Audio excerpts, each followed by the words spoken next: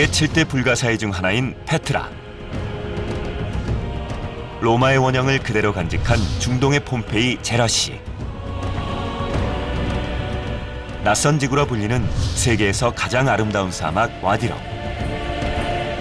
요르단의 경이로운 고대 문명과 신비로운 대자연의 아름다움이 눈앞에 생생히 펼쳐진다. 그리고 예수 그리스도께서 세례를 받은 베다니와 모세와 이스라엘 백성의 출애굽 여정의 주무대이자 엘리야 선지자, 세례 요한, 사도 바울의 사역 현장을 찾아 오늘도 함께하시는 하나님의 역사를 직접 확인한다. 아름다운 고대 문화와 유적이 살아 숨쉬며 신구약 성경의 역사를 관통하는 성서의 땅 요르단으로 지금 달려간다.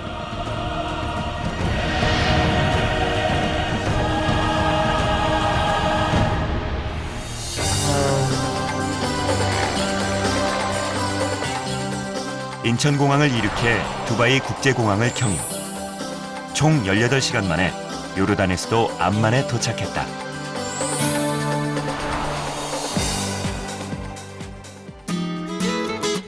요르단 하삼 왕국은 아라비아 반도 북부에 위치한 요르단의 정식 명칭으로 이슬람 국가이지만 헌법으로 타종교의 신앙과 예배의 자유를 보장할 만큼 중동 국가 중 가장 개방되어 있다.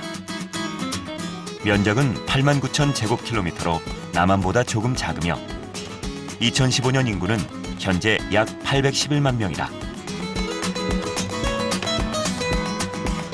중동 지역 문화유산 보고라고 불리는 요르단은 페트라, 제라쉬, 사해바다, 와디럼 사막 등 다양한 관광 자원을 보유하고 있다.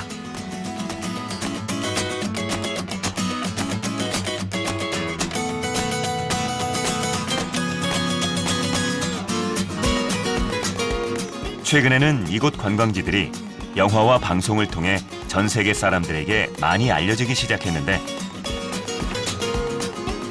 석유가 나지 않는 요르단에서는 관광 사업이 중요한 국가 핵심 산업이다.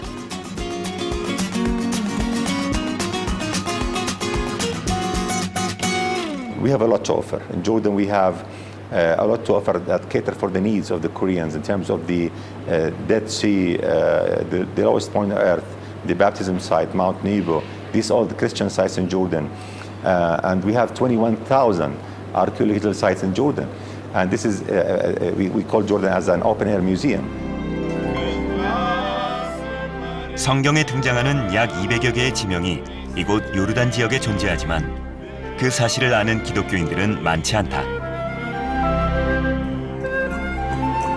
성경의 절반이라 불리우는 성서의 땅, 요단강 동편 요르단에서는 과연 어떤 일들이 있었던 것일까?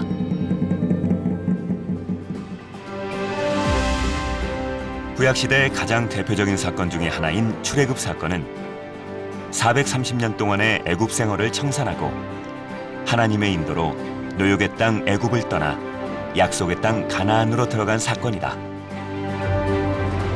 그중 신광야부터 가나안 입성까지 이스라엘 백성들은 38년간 광야 생활을 했는데 그들이 머무르며 생활했던 대부분 장소가 요르단 지역에 있다. 신광야인 아라바 광야에서 이동하여 첫 번째로 도착했던 곳은 바로 성경 에시온게벨로 기록된 요르단 최남단의 항구 도시 아카바였다. 바로 이곳은 예전부터 또 오아시스가 있던 곳입니다. 아마 그들이 물 있는 곳을 주로 갔다고 본다면은 이곳에 충분히 거주했을, 머물렀을 그런 장소로도 우리가 생각할 수 있습니다. 아라바를 지나 모압 광야로 들어갈 때 이스라엘 백성이 지났던 장소인 아카바는 예전부터 물이 풍부하여 이스라엘 백성들이 생활하기에 적합한 장소였다. 또한 아카바는 출애굽으로부터 수백 년이 흐른 철기 시대 때의 다양한 역할 때문에 세상에 널리 알려지게 되었다. 지금 제 뒤에 보이는 곳이 바로 이스라엘 지역인 우리 성경 지역의 엘랏입니다. 그리고 우리가 여기 서 있는 곳이 바로 성경에 나왔던 에시온 게벨인 요르단의 아카바 항구입니다. 이것은 솔로몬 왕 때 아주 중요한 역할을 했던 항구이기도 하죠. 여기서 구리 재련, 바로 팀나 광산에서 구리를 채취해서 재련해서 수출을 하기도 했습니다. 또한 오베데 가서 금을 420달란트를 가져왔다 이렇게 성경에 되어 있습니다. 홍해의 도시이자 요르단의 유일한 항구인 아카바는 요르단을 포함하여 아카바만을 사이에 두고 좌측에 이집트와 이스라엘, 우측에 사우디아라비아까지 4개 국가가 함께 공유하고 있는 지리적 요충지이다. 현대에 와서는 요르단 해상무역의 중심지로 자리 잡았다. 또한 해수욕과 스노클링, 특별한 다이빙 장소, 어드벤처 스포츠 시설 등으로 수많은 사람들이 찾는 유명한 휴양지가 되었다. Normally, country coming here, Russian people, China, European people, they came here for vacation. Yeah, just spending their time and to relax and to visit Petra, Wadaram, and doing snorkeling and diving here. 최근에는 교회 목적으로 지어진 건물 중 세계에서 가장 오래된 것으로 추정되는 4세기 교회터가 아카바 지역에서 발견되었다. 이곳은 가정집이나 유대인 회당을 빌려서 교회 용도로 사용한 것이 아닌 순수한 교회당 유적지이다. 모세와 이스라엘 백성들은 아카바에서 방향을 북쪽으로 바꾸어 약속의 땅 가나안을 향해 나아갔다. 지금의 도로와 건너편 산 사이의 낮은 계곡지대로 당시 이스라엘 민족은 이동하였다. 아카바에서 북동쪽으로 35km 달려 도착한 이곳은 모세와 이스라엘 민족의 다음 여정지인 낯선 지구라 불리는 와디럼 사막이다. 와디럼은 계곡이란 뜻의 와디와 높은이란 뜻의 럼이란 말이 합쳐진 단어이다. 달의 계곡이라고도 불릴 만큼 우리에게 낯선 풍경을 선사한다. 약 2km 정도의 폭과 130km 정도의 길이를 가진 와디럼은 붉은 모래와 웅장한 기암절벽 때문에 영화 속에 자주 등장한다. 중년들에게는 아랍 혁명을 배경으로 한 데이비드 린 감독의 영화 아라비아 로렌스의 주요 촬영지로 잘 알려져 있다.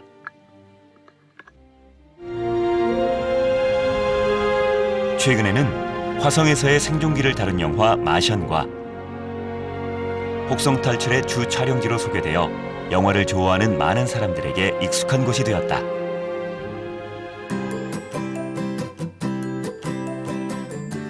세계에서 가장 매력적인 사막의 절경을 볼 수 있는 와디럼 사막. 광활하면서도 고요한 이 사막은 현재 요르단 최대 관광지 중 한 곳이 되었다. 특히나 사막을 횡단하는 지프 투어가 가장 인기 있는 관광 코스이다.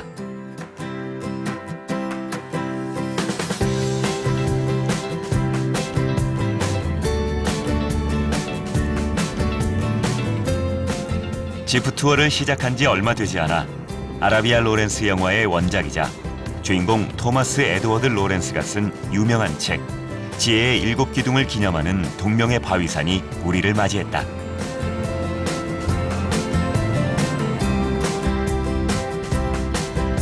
출애굽 당시 모세가 이끄는 이스라엘 민족 역시 모래바람이 부는 이 광활한 와디럼 사막을 지나갔을 것이다. 그렇게 한참을 달려가다 보니 눈앞에 한 무리의 낙타를 이끄는 유목민들이 보였다. 아마 3,500년 전 이곳을 지나던 이스라엘 민족 곁으로도 이곳의 유목민들이 함께하지 않았을까 상상해본다.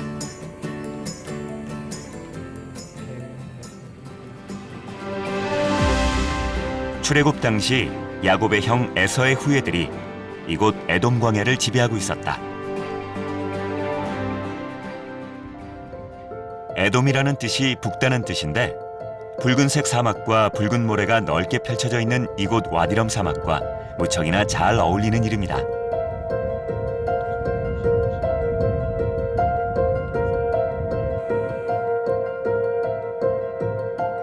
야곱의 후예인 이스라엘 민족, 야곱의 형 에서의 후예인 에돔 민족. 신광야에서 모세는 이스라엘의 친척인 에돔 왕에게 죽음의 땅 광야가 아닌 약속의 땅 가나안으로 바로 가는 왕의 대로를 지날 수 있도록 부탁했으나 끝내 실패로 돌아가게 되었다.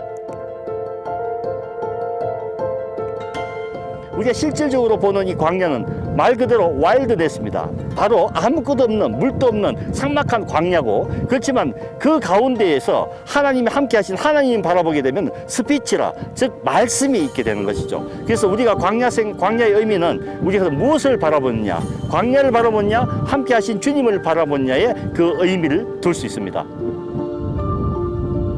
다시 광야길을 걸어가야 했을 이스라엘 민족. 해질녘 와디럼 사막은 이스라엘 민족이 느꼈을 불안만큼이나 더욱 두렵고 막막하게 느껴졌다.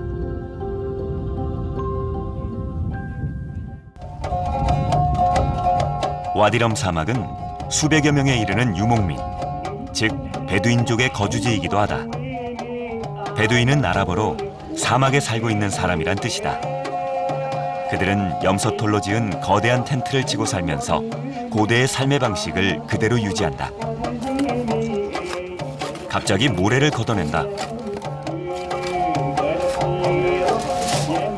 땅속에서 모습을 드러낸 것은 베두인식 양고기 바비큐인 무자르프. 아주 귀한 손님이 왔을 때만 특별히 내놓는 귀한 전통 음식이라고 한다. 사막의 극한 상황에서 생존하는 베두인의 생활 방식 중 구약시대의 관습이 발견되기도 하는데, 그들은 구약의 나그네 접대법과 같이 외부 나그네들에게 매우 관대하며 손님 접대를 잘하기로 유명하다. 과연 베두인 전통 음식 무자르프의 맛은 어떨까? 이거 대단한 거죠. 보통 양고기는 오래되면 냄새가 나는데 이 오랫동안 땅속에 있어서 나오면서 냄새가 없이 아주 우리 입맛에, 우리가 아주 우리나라 사람 아주 즐겨하지 않는 음식에는 불구하고 아주 저희 입맛에 참 우리나라 입맛에 잘 맞는 것 같아요. 뿐만 아니라 이 닭고기도 아주 그 우리나라 통닭으로, 숯불 통닭으로 돌아가서 오랫동안 있으면서 기름이 빠져서 아주 그 고기의 그 기름기가 없는, 느끼한 없는 이런 맛을 느끼게 됩니다. 베두인족의 텐트 속에서 울려 퍼지는 전통 음악이 친절한 마음만큼이나 더욱 친근하게 느껴지는 밤이다.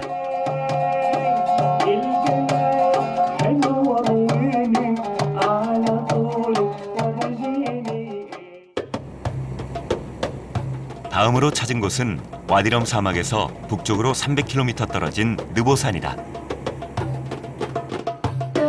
이곳은 이집트에서부터 이스라엘 백성을 이끌던 모세가 끝내 약속의 땅 가나안에 들어가지 못하고 최후를 맞이한 곳이다.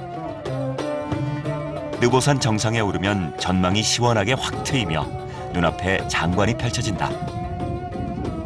예, 모세가 이스라엘과 함께 40년의 광야 생활을 끝마치고 이제 이곳에 도착했을 때 모세가 저 가나안 땅을 바라보면서 하나님께 요청했던 것이죠. 제가 아름다운 저 땅에 한번 가서 볼 수 없겠습니까? 이렇게 요청했을 때 하나님께서 어떻게 단 한마디로 거절하셨죠. 족하다. 이제 더 이상 이 일로 나에게 이야기하지 마라. 바로 그 이후에 모세가 바로 이곳에서 가나안 땅을 바라보고 돌아가셨던 곳인 바로 느보산입니다. 느보산 정상에는 약속의 땅 가나안을 바라볼 수 있도록 전망대가 세워져 있다. 저 멀리 어렴풋이 보이는 곳이 가나안 땅이다. 표지판 속에는 이스라엘 도시까지의 거리가 표시되어 있는데 여리고는 27km, 예루살렘은 46km, 베들레헴은 50km에 불과했다. 완수하지 못한 하나님의 약속을 바라보는 모세의 심정은 어땠을까? 그리고 하나님은 모세와 이스라엘 백성들에게 무엇을 원하신 것일까? 전체적인 의미를 본다면 하나님께서 요구하신 것은 하나님 백성의 거룩한 삶을 요구하셨고, 또 하나는 하나님의 영광을 드러내는 삶을 요구하셨다. 그래서 즉 큰 양대의 단어로 본다면 거룩과 영광, 이 두 가지가 바로 출애굽의 전체적인 의미라 볼 수 있습니다. 느보산을 상징하는 가장 유명한 조형물 중 하나는 느보산 정상에 있는 십자가 조형물일 것이다. 이 십자가 조형물은 이탈리아 피렌체의 조각가 지오바니 판토니의 작품으로 모세가 시내 광야에서 뱀에 물린 사람들을 살려내기 위해 만들었다는 녹뱀과 인류 구원을 상징하는 예수 그리스도의 십자가를 복합시킨 의미 깊은 작품이다. 마치 율법이 예수 안에서 복음과 합해지는 형상을 표현한다고 할 수 있다. The view here is brilliant. I mean, with the Dead Sea, and you can see like the distance between the cities. It's not that far, and all these historical places. It's really amazing to like walk where so much history happened, and yeah, it's just amazing to see. And actually it's very nice. It's make us feeling very comfortable. We are happy that we have some ancient places like this right over here, and all of the stories that we know about how's the distance between Jordan or right over here, Madaba, Mount Nebo to Jerusalem. They used to walk from here to there, to Palestine, I mean. So it's make me feel proud and happy about it. 느보산 정상에서 동쪽을 바라보면 모압 지역의 평야가 펼쳐진다. 이곳이 바로 이스라엘 민족의 지도자 모세가 모압 땅에서 죽어 묻힌 벳부얼 맞은편 골짜기이다. 성경의 기록대로 정확히 묻힌 곳을 알 수는 없었다.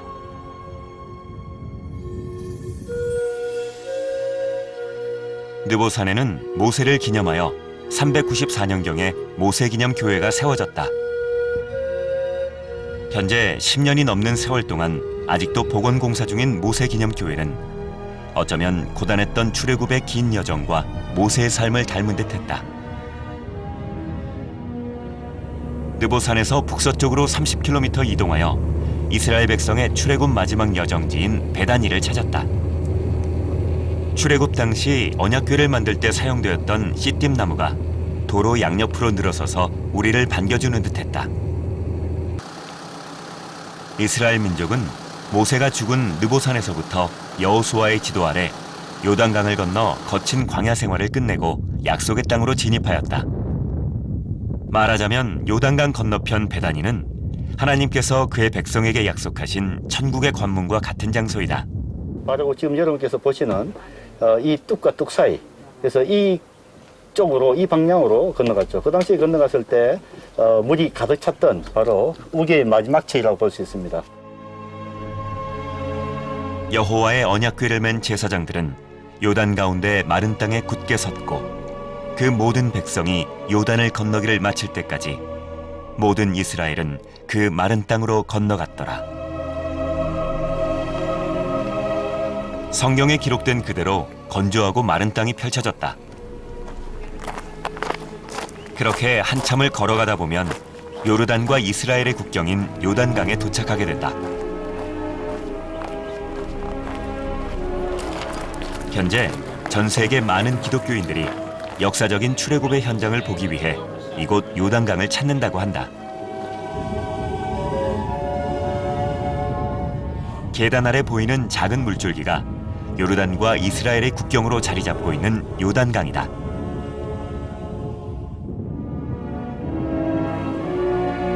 강이라고 부르기에는 조금 작은 규모의 시냇가처럼 느껴진다.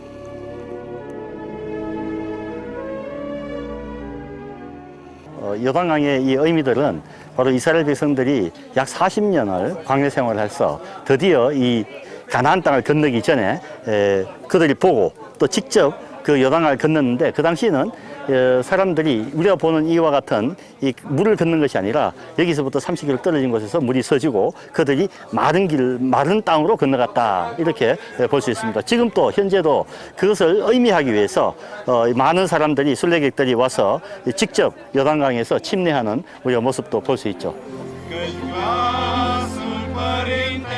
현대식 건물로 잘 지어진 이스라엘 쪽 요단강 국경에서는 순례객들을 위해 의복을 대여하고 침례식을 집행하는 관광상품이 마련되어 있어서 매년 수많은 사람들이 이곳을 찾아 침례를 받는다고 한다. 마침 오늘도 한 무리의 러시아 정교회 소속의 기독교인들이 물로써 세례를 받고 있었다. 이집트를 떠난 지 40년.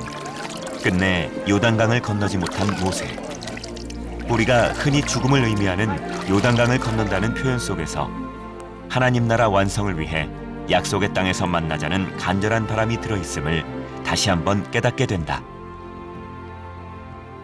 많은 성지 중에 베다니가 더욱 의미 있는 이유는 하나님의 약속대로 인류를 구원할 예수 그리스도의 사역이 이곳 베다니에서 시작되었기 때문이다. 바로 이곳 요단강 건너편 베다니에서 예수님은 세례를 받으셨고, 그때 하늘에서 너는 내 사랑하는 아들이라 내가 너를 기뻐하노라는 말씀이 울려 퍼졌으며, 예수님께서는 성령의 충만함을 입으셨다. 우리가 와 있는 것이 예수님 세례터인데, 예수님 세례터의 의미는 헬문에서 또 물이 시작되어서 바로 단을 통해서 갈릴리 그리고 요단강을 통해서 사이로 가는데, 즉 생명이 본다면은 이 사망으로 이른 길을 예수님께서 이곳에서 세례를 받음으로 인해서 공생이 시작됨으로써 저희들에게 바로 영원한 생명의 길로 인도하신 것과 같은 의미입니다.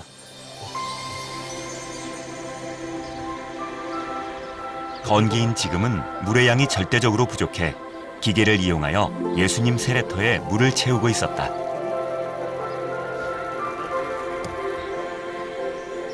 하지만 세례터 벽면에 새겨진 십자가 문양만은 위대한 인류 구원의 사건을 온전히 기억하고 있는 듯했다. 세례터 바로 옆에는 세례 요한의 세례 운동을 기념하기 위해 5세기경 비잔틴 시대 기념교회가 목조 형태로 세워져 있다. 교회 바닥에는 예수님의 세례를 기념하는 모자이크가 있다. 예수님은 태어날 때도 하늘의 모든 권세와 영광을 버리고 낮아지셔서 마구간에서 태어났지만, 공생애 역시 화려한 궁궐이 아닌 황량한 광야에서, 그것도 세상에서 가장 낮은 곳이라는 이곳 사해변 요단강에서 시작하셨다. 요단강 건너편 베다니는 세례 요한과 그 공동체가 함께 거주하던 곳으로 아직도 세례 요한의 흔적들을 쉽게 찾아볼 수 있다. 지금은 말라버린 세례터지만 2000년 전 죽음을 두려워하지 않고 회개하라, 천국이 가까이 왔느니라고 소리치던 세례 요한의 외침이 아직도 들리는 듯하다. 세례 요한의 세례터 부근에는 수도사들이 자연동굴을 활용하여 수도 생활을 하던 기도동굴이 발굴되었는데, 요단강 동서쪽 광야에 있는 고대 수도원 동굴과 형식이 비슷하다. 어쩌면 예수님도 이곳에서 하나님께 기도를 드리셨을지도 모르겠다.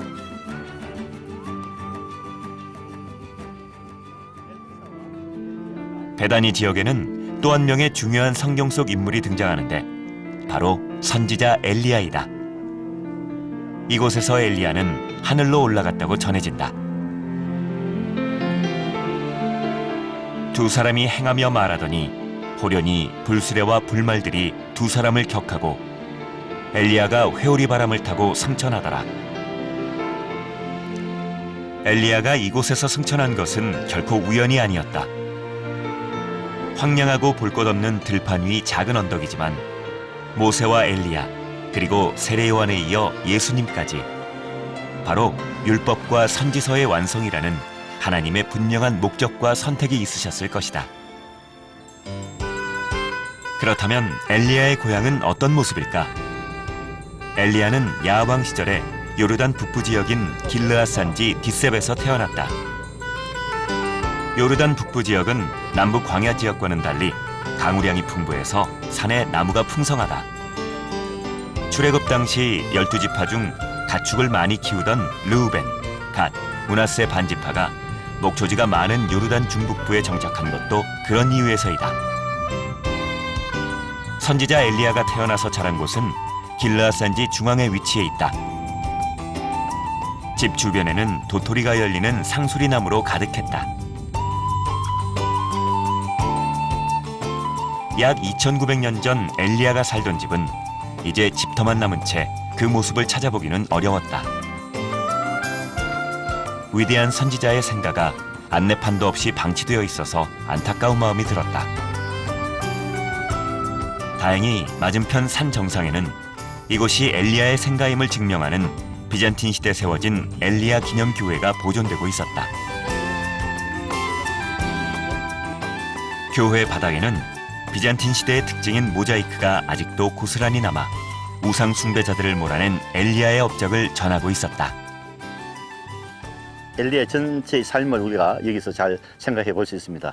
갈멜산에서 바알 선지자와 승리했을 때와 또 그 이튿날 이사벨의 소리를 들었을 때는 이 삶이 완전히 바뀝니다. 엘리야가 브엘세바에 도망가게 되는 거죠.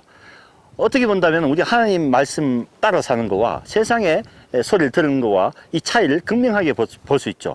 저희들도 하나님 말씀에 따라갔을 때는 세상이 우리를 감당하지 못합니다. 그렇지만 우리가 세상의 소리를 들었을 때는 완전히 무너지는 삶을 우리가 이것을 통해서 잘 알 수 있습니다. 엘리야의 후계자가 된 엘리사의 고향은 엘리야 집에서 가까운 아벨 무홀라이다. 이처럼 하나님께서는 위대한 두 선지자를 같은 곳으로 보내어 이스라엘 백성들에게 하나님의 존재와 그 능력을 드러나게 하셨다.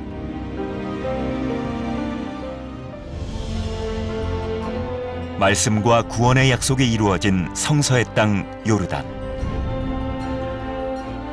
수천 년의 시간을 간직하고 있는 성지를 둘러보며 우리는 지금 어떤 모습으로 믿음의 광야를 걸어가고 있는지 다시 한번 되돌아보게 된다.